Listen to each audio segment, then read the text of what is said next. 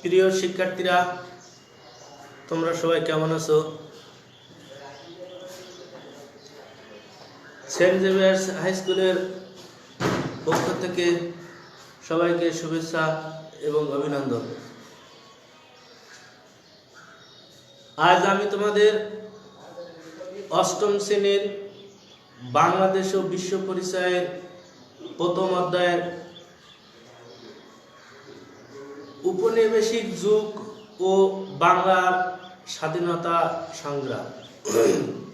আমি এখানে বাংলাদেশ ও বিশ্ব পরিচয়ের প্রথম অধ্যায়ের উপনিবেশিক যুগ ও বাংলার স্বাধীনতা সংগ্রাম। শিক্ষার্থী বন্ধুরা, তোমরা সবাই আজ ক্লাসে খাতা কলম নিয়ে সবাই মনোযোগ সহকারে লক্ষ্য করবে এবং কিছু কিছু টপিকস বা কিছু কিছু পয়েন্ট এগুলো তোমরা লিখে নেবে। আশা করি এতে তোমাদের উপকৃত হবে। তো উপনিবেশিক যুগ ও বাংলার স্বাধীনতা সংগ্রাম, আসলে আমাদের জানতে হবে উপনিবেশিক যুগটা কি। উপনিবেশিক যুগ বাংলা ইংরেজদের শাসনকালকে উপনিবেশিক যুগ বলা হয়। এই বাংলায় একসময় ইংরেজদের শাসন ছিল। ইংরেজরা যে কোনো সময় আমাদের বাংলার উপর অত্যাচার নিপীড়ন চালাতো। তো বাংলা ইংরেজদের শাসনকালকে উপনিবেশিক যুগ বলা হয়। বাংলায় ইউরোপীয় বণিকদের উদ্দেশ্যে আগমন হয়েছিল অনেকদিন আগে থেকে। এদেশের মধ্যে ইংরেজ ইস্ট ইন্ডিয়া কোম্পানি প্রতিযোগিতায় এগিয়ে আসে। 1957 সালে বাংলার বিহার ও উড়িষ্যার নবাব সিরাজদৌল্লাকে পরাজিত করে একসময় তারা ক্ষমতা দখল করে নেয়। এভাবে 1957 সাল থেকে বাংলাদেশে ব্রিটিশরা ইংরেজি শাসন প্রতিষ্ঠিত করে। বাংলার ইতিহাসে এই যুগটিকে ঔপনিবেশিক যুগ বা ঔপনিবেশিক শাসনকাল বলে। তো ঔপনিবেশিক যুগ আমরা নবাব সিরাজদৌল্লার পরাক্রমের মধ্য দিয়ে এই 1757 সালে ইংরেজরা এই যুগের সূচনা করে। তো উপনিবেশিক শাসনকালটা কি? উপনিবেশিক যুগ একটা বিষয় আর উপনিবেশিক শাসনকাল আর একটা বিষয়। উপনিবেশিক শাসনকাল বলতে আমরা সাধারণত বুঝি যে নির্দিষ্ট সময়ের জন্য ধনসম্পদ নিয়ে নেওয়ার উদ্দেশ্যে বিদেশি কোনো শক্তি যদি কোনো দেশে দখল করে, সেখানে তাদের শাসন প্রতিষ্ঠা করে, তবে তাকে উপনিবেশিক শাসন বলে। উপনিবেশীকরণ একটি প্রক্রিয়া। সাধারণত এই প্রক্রিয়ার মধ্য দিয়ে অর্থনৈতিক শোষণ লাভের উদ্দেশ্যে এক দেশ থেকে অন্য দেশে প্রভুত্ব স্থাপন করে, অর্থাৎ বন্ধুত্ব স্থাপন করে, তাকে নিজের দখলে আনে। অর্থাৎ এক দেশের মানুষ অন্য দেশের উপর শাসন কর্তৃক প্রতিষ্ঠিত করলে তাকে উপনিবেশিক শাসন বলে। সাধারণত কোনো বিদেশি শক্তি কোনো দেশ দখল করে শাসন প্রতিষ্ঠা করলে তাকে উপনিবেশিক শাসন বলা যায় না। উপনিবেশিক শাসনের বৈশিষ্ট্য হচ্ছে দখলদার শক্তি চিরস্থায়ীভাবে শাসন প্রতিষ্ঠা করতে আসে না। এরা চিরস্থায়ীভাবে শাসন প্রতিষ্ঠা করতে আসে না। যে কোনো উপনিবেশিক শক্তি দল চিরস্থায়ীভাবে শাসন প্রতিষ্ঠা করতে আমাদের দেশে আসে না। তারা একদিন জানে যে একদিন তাদের এই শাসনকে গুটিয়ে নিজ দেশে ফিরে যেতে হবে। তবে যতদিন শাসক হিসেবে থাকবে ততদিন সেই দেশের ধনসম্পদ নিয়ে পাচার করে করবে।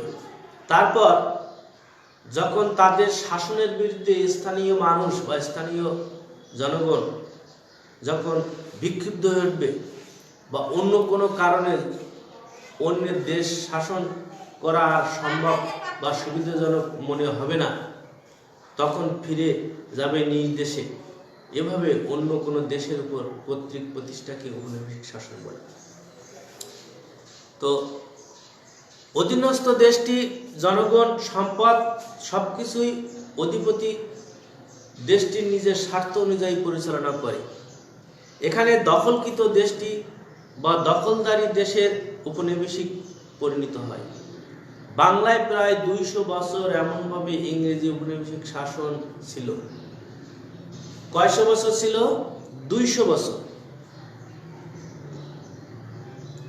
1957 সালে পলাশী যুদ্ধে বাংলায় নবাব সিরাজদৌল্লা পরাজয়ের মধ্য দিয়ে এই শাসনের সূচনা হয়েছিল, যা নানা আন্দোলনের মাধ্যমে বা সংগ্রামের মধ্য দিয়ে 1947 সালে শেষ হয়। 1757 সালে এই আন্দোলন শুরু হয়েছিল এবং 1947 সালে এই আন্দোলন শেষ হয়। কিভাবে এই উপনিবেশিক শাসনের সূচনা হয়েছিল তা জানার আগে সেই সময় বাংলার রাজনৈতিক অবস্থা কেমন ছিল তা কিছুটা জেনে নেওয়া দরকার। তো আমরা উপনিবেশিক শাসন কাদের বলবো, কি বলবো? আমরা একসময় ছোটবেলায় দেখতাম যে বা শুনতাম যে এদেশে বিভিন্ন ব্যবসায়ীরা ব্যবসা করতে আসতো, বাণিজ্য করতে আসতো, বিদেশি বণিকরা। তো আমরা বুঝি তারা এদেশে ব্যবসা নামে তারা বিভিন্ন রকম অত্যাচার নির্যাতন চালাত। ইংরেজরা ঠিক এমনই একটা শাসক ছিল যে তারা বাংলায়, এই বাংলার বুকে এসে তারা শাসন প্রতিষ্ঠা করেছিল। ব্রিটিশরা তারা এই দেশটাকে চালাতো, এ দেশের ধনসম্পদ, অর্থ সম্পদ তারা সিংহভাগ তাদের দেশে পাচার করত। অর্থাৎ আমাদের দেশের মানুষের দ্বারা তারা কাজ করিয়ে শ্রমের বিনিময়ে ফসল উৎপাদন করে সেই ফসল তাদের দেশে নিয়ে যেত। অর্থাৎ তাদের কাছে কর্তৃত্ব প্রতিষ্ঠিত থাকত। তো এভাবে বাংলার উপনিবেশিক যুগ এবং উপনিবেশিক শাসনকাল ঘটে আসছে। একসময় এই ব্রিটিশদের পতনই হয়েছিল ও ধীরে ধীরে, তো আমরা জানি চিরস্থায়ীকাল কোনো দেশ অন্য দেশের উপরে অবৈধভাবে দখল করতে পারবে না, কারণ তাদের নিজস্ব কোনো সক্ষমতা একসময় থাকবে। তো আমি বোর্ডে এখানে বাংলার শাসনের ইতিহাস, বাংলার স্বাধীনতা সংগ্রাম এবং বাংলার শাসনের ইতিহাস সম্পর্কে এখানে কয়েকটি সাম্রাজ্যের যারা এই বাংলা শাসন করেছিল, কিভাবে প্রথম কারা শাসন করেছিল, ঠিক ধারাবাহিকভাবে আমি এখানে প্রথম নাম লিখছি বাংলা শাসনের ইতিহাস। প্রথম হচ্ছে আর্য। এই আর্য একটি সম্প্রদায় বা একটা গোষ্ঠী। এই আর্যরা বাংলায় প্রথম, বাংলার ইতিহাসে প্রথম শাসন প্রতিষ্ঠা করেছিল। তারপর আর্য থেকে মৌর্য, আর্য থেকে মৌর্যরা আবার বাংলার শাসন চালাত। মৌর্য থেকে গুপ্ত সাম্রাজ্য। তাহলে একের পর এক আর্যরা দীর্ঘদিন টিকে থাকতে পারে নাই, তারপরে মৌর্যরা আসলো, মৌর্যের পরে গুপ্ত সাম্রাজ্য, গুপ্ত সাম্রাজ্যের পরে শশাঙ্ক। তো শশাঙ্করা আসছিল গুপ্ত সাম্রাজ্যের পরে। তারপরে শশাঙ্কের পর আছে পাল রাজারা। পাল রাজারা বলতে এখানে একের পর এক পালেরা দীর্ঘদিন শাসন করেছিল। তো এখানে পালেরা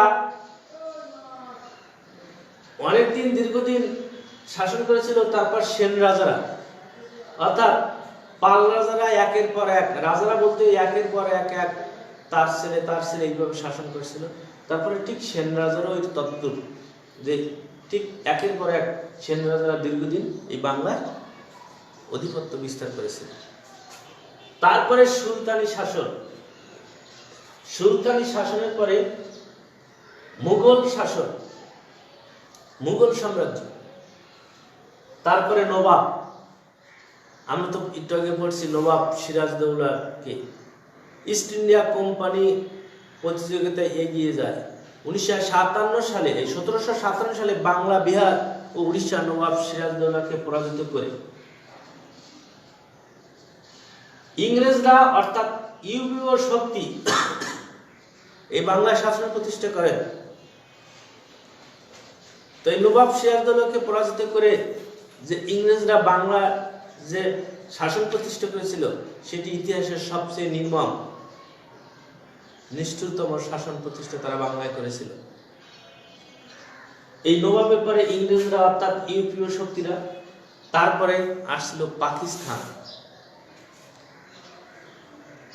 পাকিস্তানের পরে বাংলাদেশ, অর্থাৎ আজ আমরা যার মুখে দাঁড়িয়ে গর্ব করে কথা বলছি সেই বাংলাদেশ।